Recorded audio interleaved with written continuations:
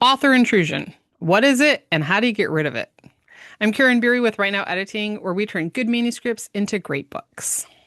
I'm Peg Thomas, multi-award winning author and editor, and we are two editors for 5 minutes. And it's been a while since we've recorded, so I need to reset my timer here. But we are set and author intrusion. Peg and I were talking about this. This is actually something that I notice more. It's a little bit of a pet peeve of mine. I'm a little bit passionate about this. Peg could tell you that I got a little riled up while we were talking about it. Um, and essentially, author intrusion, these are the small little ones. It's anytime your point of view character accurately describes the motivation of the non-point of view characters. And this is things such as Peg, give me a smile real quick. Peg smiled as if she just won the baking contest. Which I Well, might have. You never which know. she But might the have. thing is, you can't know. There's no way. Really, Peg smiled because I told her to. That's why she smiled. Um, and there will be times when characters can accurately assume another character's motivation. So, if I'm talking to my husband on the phone and he tells me he's had a terrible day of work and he comes home and I hear him later stomping around in the bedroom, I can assume it's because he had a bad day of work. Educated guess. But when it becomes author intrusion is when every single point of view character can accurately predict when every other character why they're doing what they're doing. Is that a strut because he's feeling cocky today, or maybe he just really has to get to the outhouse before he makes a mess? Like, there is no way to know that. So this is what you're going to look for in your books. It's almost always these little author intrusions. It's described as this, it's disguised as a simile. He walked as if, or she smiled like.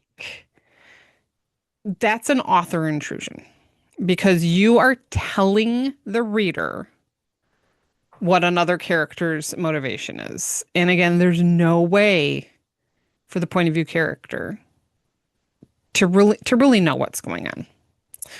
So Peg, that's my passionate please. Well, Again, I once think or you can. twice. I think you can broaden it out. Really, author intrusion is anytime the author puts something in a scene that the point of view character cannot know.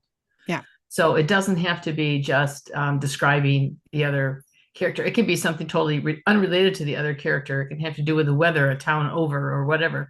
It's any exactly. time the point of view character knows something that logically they cannot know. That's author intrusion. Yes. Used to happen frequently, such as, you get to the end of a chapter, and in some of the older books it may say, and they didn't, little did she know. Yes, very much author intrusion, right? Yes, Because the point of view character can't know that yet. It hasn't happened yet. exactly. Yes. Um, it other little ways that it pops in. Um, By the way, I yeah, may have used that little did she know a time or two myself to have my editor slap me upside the head with it. So, you know, it's true. It happens. yes. It's again, sometimes you can get away with these. Sometimes these things work.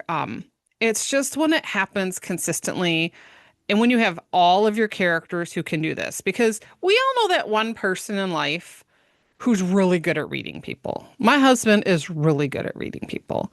So is my husband, the retired cop. Yeah, yeah, exactly. So if you've got a retired cop or an insurance investigator, they're probably really going to be able to read people's behaviors. Yes. I am one of the least observant people in the world. Was once driving with my mother. She slammed on the brakes. I was so offended. Like, what was she doing? She's like, "Didn't you see that buck standing in the middle of the road?" No, I did not. So it would be completely inaccurate for my character to always know what somebody else is thinking. So that's our little author intrusion. We're actually a little short. We did it in under 5 minutes. Hey, this makes up for all the times we go over. Absolutely. Come back next week. We're going to start talking a little bit about the three act structure. Until then, I'm Karen Beery. And I'm Peg Thomas, but we'll see you next time.